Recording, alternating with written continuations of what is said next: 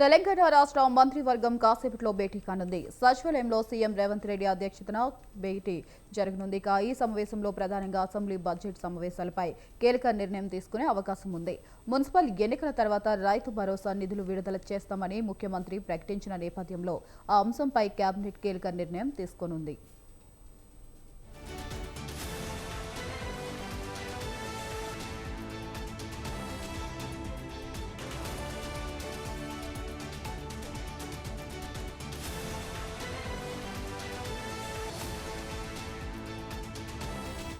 అలాగే సమావేశంలో భాగంగా జెడ్పీటీసీ, ఎంపీటీసీ ఎన్నికల నిర్వహణ, రిజర్వేషన్ల ఖరారు వంటి అంశాలపై కూడా డిస్కషన్ చేసే ఛాన్స్ ఉంది. మార్చి 2 నుంచి జూన్ 2 వరకు రాష్ట్రంలో చేపట్టాల్సిన అభివృద్ధిపై 100 రోజుల ప్రణాళికలను మంత్రివర్గం చర్చించి ఆమోదించనున్నట్లు తెలుస్తుంది. ఇప్పటికే వివిధ శాఖల 100 రోజుల ప్రణాళికలు సిద్ధం చేస్తున్నాయి. రెండో విడత ఇందిరమ్మ ఇళ్లు, సాగునీటి ప్రాజెక్టులు తదితర అంశాలపైన చర్చ జరిగే అవకాశం ఉంది.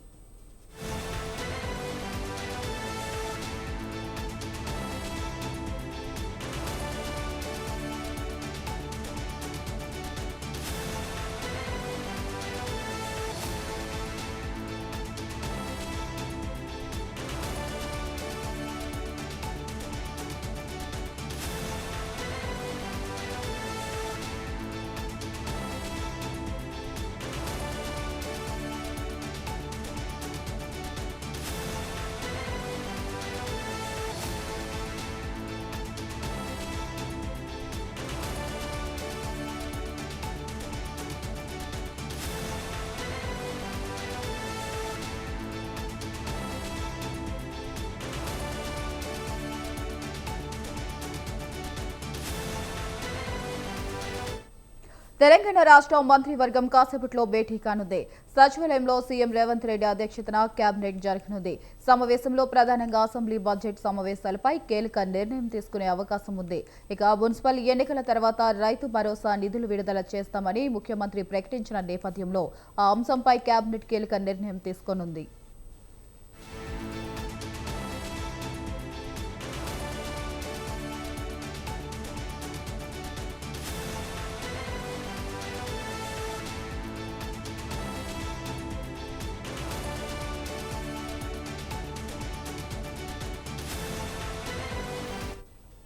అలాగే సమావేశంలో భాగంగా జెడ్పీటీసీ, ఎంపీటీసీ ఎన్నికల నిర్వహణ, రిజర్వేషన్ల ఖరారు వంటి అంశాలపై కూడా డిస్కషన్ వచ్చే ఛాన్స్ ఉంది. మార్చి 2 నుంచి జూన్ 2 వరకు రాష్ట్రంలో చేపట్టాల్సిన అభివృద్ధిపై 100 రోజుల ప్రణాళికను మంత్రివర్గం చర్చించి ఆమోదించనున్నట్లు తెలుస్తుంది. ఇప్పటికే వివిధ శాఖలు 100 రోజుల ప్రణాళికలు సిద్ధం చేస్తున్నాయి. రెండో విడత ఇందిరమ్మ ఇళ్లు, సాగునీటి ప్రాజెక్టులు తదితర అంశాలపైన చర్చ జరిగే అవకాశం ఉంది.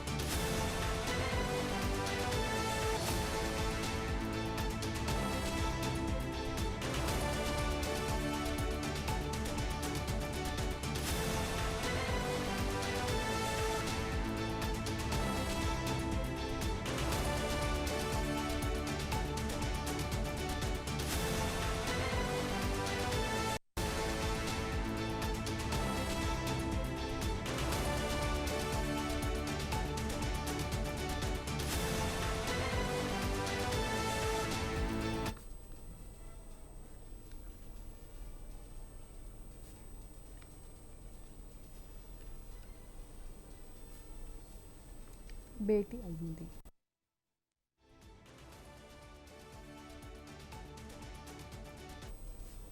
తెలంగాణ రాష్ట్ర మంత్రివర్గం భేటీ అయింది. మరి దానికి సంబంధించి మరింత సమాచారం మా కరెస్పాండెంట్ రాణా ప్రతాప్ లైవ్ ద్వారా అందిస్తారు. రాణా ప్రతాప్, చెప్పండి, మరి కేబినెట్ భేటీ అయితే ప్రారంభమైంది. ఈ భేటీలో ప్రధానంగా ఏ అంశాలపై చర్చించే అవకాశం ఉంది?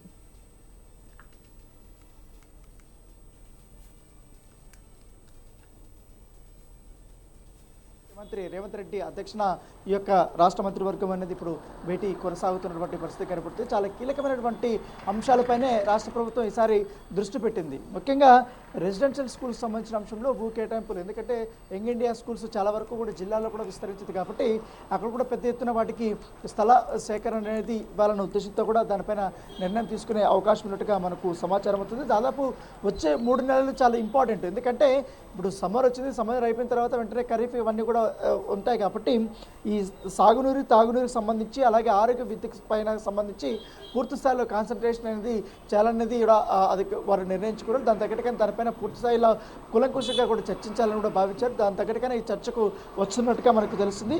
దీనిపై నిర్ణయం తీసుకున్న తర్వాత తదుపరిగా భూసేకరణ, భూములు కేటాయింపులు అలాగే ఉద్యోగాల భర్తీపైన ప్రధానమైనటువంటి చర్చగా ఉండే అవకాశం ఉన్నట్టుగా మనకు సమాచారం అవుతుంది. ఎందుకంటే గతంలో ఎప్పుడైతే ప్రభుత్వం వచ్చిన తర్వాత ఈ జాబ్ క్యాలెండర్ సంబంధించిన అంశంలో చాలా వరకు కూడా పెండింగ్లో ఉన్నటువంటి ఉద్యోగాలను కూడా వారు భర్తీ చేసుకుంటూ పోయారు. ఇంకా చాలా వరకు కూడా భర్తీ చేయాల్సినటువంటి అవసరం ఉంది కాబట్టి ఆయా శాఖల నుంచి ఖాళీగా ఉన్నటువంటి ఉద్యోగాలు ఎన్ని ఉన్నాయని దానిపై కూడా ఒక లెక్క అనేది తేలినటువంటి నేపథ్యంలో ఇప్పుడు దానిపైన కూడా తదుపరిగా నిర్ణయం తీసుకునే అవకాశం ఉన్నట్టుగా మనకు సమాచారం అవుతుంది. దాంతోపాటు ఇటీవల కాలంలో ఎక్కువగా రాష్ట్ర ప్రభుత్వం కొన్ని కీలకమైనటువంటి ప్రాజెక్టులు కూడా తీసుకురాబోతుంది కాబట్టి అలాగే కొన్ని ప్రాజెక్టులతో పాటు కొన్ని స్కూల్స్ కానీ ఇవన్నీ కూడా బయటకు తీసుకురావాల్సింది కాబట్టి వాటికి కావాల్సినటువంటి భూసేకరణ అనేది చాలా ఇంపార్టెంట్. సో దాంతోపాటు కొన్నిటికి భూ కేటాయింపులు అనేది కూడా చాలా ఇంపార్టెంట్ కాబట్టి ఎక్కడెక్కడ ఏంటి ఎంతవరకు కూడా భూ కేటాయింపులు జరపాలనే దానిపై కూడా ఇవాళ రాష్ట్ర మంత్రివర్గం అనేది నిర్ణయం తీసుకోబోతున్నట్టుగా మనకు సమాచారం అవుతుంది. అయితే ఎప్పుడెప్పుడా ఎదురు చూస్తున్నట్టు రైతు భరోసా సంబంధించిన అంశంలో ఇవాళ క్యాబినెట్లో తుది నిర్ణయం వచ్చే అవకాశం ఉంది. ఇవాళ సాయంత్రం ఒక మంత్రివర్గ సమావేశం వచ్చిన తర్వాత మంత్రులు ప్రెస్ మీట్ పెట్టిన తర్వాత దానిపైన అనౌన్స్మెంట్ చేసే అవకాశం అయితే మనకు కనపడుతుంది. దాంతోపాటు మొదటి నుంచి కూడా 5 సాగునీటికి సంబంధించినటువంటి ప్రాజెక్టులకు అవి అంచనాలు అనేది కూడా ఇప్పటికే సవరించాలని కూడా అనుకునేటువంటి నేపథ్యంలో దానిపైన కూడా డిస్కషన్ అయితే వచ్చే అవకాశం ఉన్నట్టుగా మనకు సమాచారం అవుతుంది. సో పూర్తిగా దాంతోపాటు గతంలో చూసాం ధాన్యం సేకరించిన పైన చాలా వరకు కూడా రైతులు అకాల వర్షం వల్ల కూడా నష్టపోయారు. సో ఈసారి ప్రభుత్వం త్వరితగతిని కూడా ధాన్యం సేకరించాలి, దానికి వారికి సంబంధించిన కేటాయింపులు కూడా ఇవ్వాలి కాబట్టి దానిపైన కూడా పూర్తి స్థాయిలో నిర్ణయం తీసుకోబోతున్నారు. దాంతో ప్రధానమైనటువంటి మరొక అంశం ఏంటంటే ఈ నెల 26 నుంచి కూడా వారు అసెంబ్లీ సమావేశాలు, బడ్జెట్ సమావేశాలు పెట్టాలని నిర్ణయించుకోబోతున్నారు కాబట్టి దానికి సంబంధించిన తుది నిర్ణయం అనేది ఈ మంత్రివర్గ సమావేశంలో అయితే రాబోతుంది. సో రైతు భరోసా, అసెంబ్లీ సమావేశాలు, దాంతోపాటు బడ్జెట్లో ఏ శాఖకి ఎంత కేటాయిస్తే బాగుంటుంది, అంతపాటు దేని మీద ఎక్కువగా ఫోకస్ పెడుతున్నామన్న దానిపై కూడా పూర్తి స్థాయిలో ఇవాళ చర్చకైతే రాబోతుంది. సో చూడాలి, దాదాపు 2 గంటల పాటు కూడా సుదీర్ఘమైనటువంటి ఈ యొక్క సమావేశం సాగుతుంది కాబట్టి మరికొన్ని కీలకమైనటువంటి అంశాలు అనేది తెరపైకి వచ్చే అవకాశాలు మనకు కనపడుతున్నాయి. రాణా ప్రతాప్ ఇక్కడ చూసుకున్నట్లయితే మున్సిపల్ ఎన్నికల తర్వాత అయితే రైతు భరోసా విడుదల చేస్తామన్నారు. మరి ఈ రోజు డేట్ ఏమన్నా అనౌన్స్ చేసే అవకాశాలు ఉన్నాయంటారా ఈ భేటీ తర్వాత?